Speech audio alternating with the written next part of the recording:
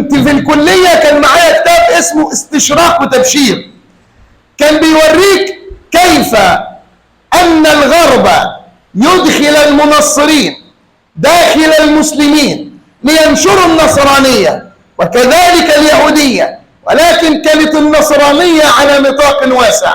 وأذكر مما درسته في هذا الكتاب وكان من أعجب ما قرأت أيام حرب العراق وما حدث في العراق من تشتت، والعراق لم تعد كما هي إلى الآن. فامرأة منصرة جاية من بلاد الغرب من أمريكا 93 سنة، عمرها 93 سنة، تقول أسعد لحظة في حياتي حينما تنصر رجل مسلم على يدي.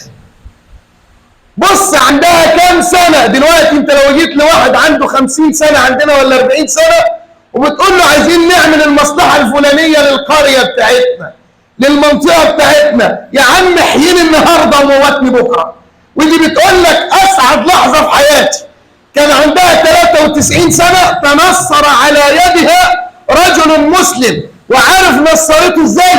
والله فاكرها لغاية الآن. كان راجل مريض وسكن المستشفى، فدخلت عليه، أخذت تحدثه على ايه بقى؟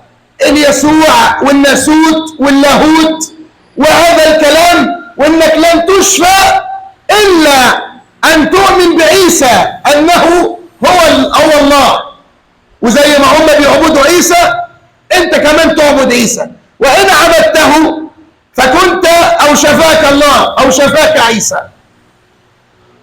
فالرجل سبحان الله ساعات ربنا يحدث فتنة في القلب اللي هو ايه؟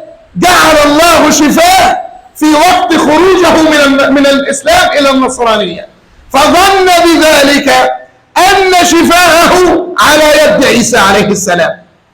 وحاشا عيسى عليه السلام الذي قال ربنا على لسانه في القرآن الكريم وأبرئ الأكمه والأبرص وأحيي الموتى بإذن الله، ما عملش بحاجة بإذني.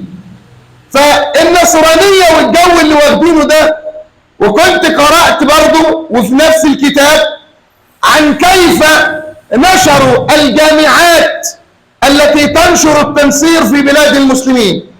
مش هينفع نذكر أسامي بقى عشان خاطر يعني ربنا يكملها معنا على خير، لكن هي أسامي معروفة كتير جدا وبيجري وراها كل المجتمع دلوقتي، ويقول لك أنا عايز أودي عيالي في مدارس نظيفة راقية.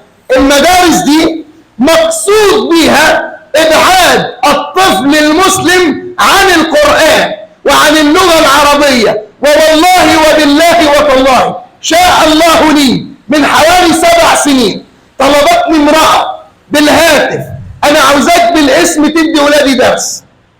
رحت، فلما رحت أنا تعجبت من لهجة ال3 أطفال.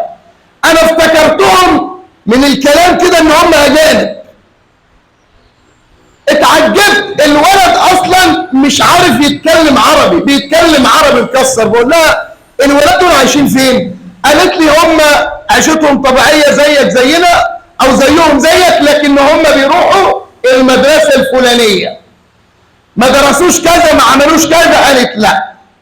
فكل كلامهم انجليزي وكل طريقتهم هي الكلمتين دول. فالولد لما حتى مش عارف يقول بسم الله الرحمن الرحيم.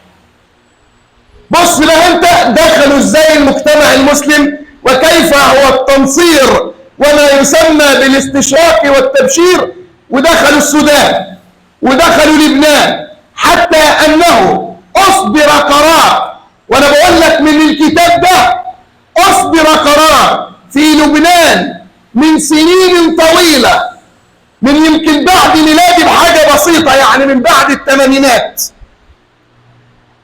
اصدر قرار لما جت لبنان تتدخل في ان الجامعات دي لازم تلغى من بلادهم للتأثير على المسلمين.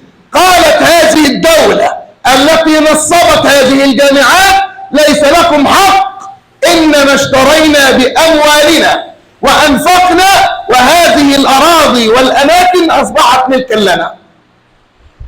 تمكن استغلال ثروات واستغلال الشباب لغايه لما يوصل بيه المسلم حتى لو ما تنصرتش تبقى مايع، تبقى انسان دينك ضعيف، تبقى اقل حاجه بتاثر فيك، تبقى تارك الصلاه، تبقى ابوك وامك زي ما في الغرب كده، انت ابوك وامك دول بالنسبه لك زي ما اي حاجه، تبقى مراتك يعني اعزكم الله ده اللي بيحصل. انا بجيب لك واقع والله، بيبقى قاعد كده مع اللي المفروض ان هي مراته، اللي المفروض انها مراته، فيبقى قاعد، فتيجي واحده تخبط على الباب يقول لها معلش صديقتي جت، تقول له انا برضه كنت رايحه لصديقي، والموضوع عادي جدا.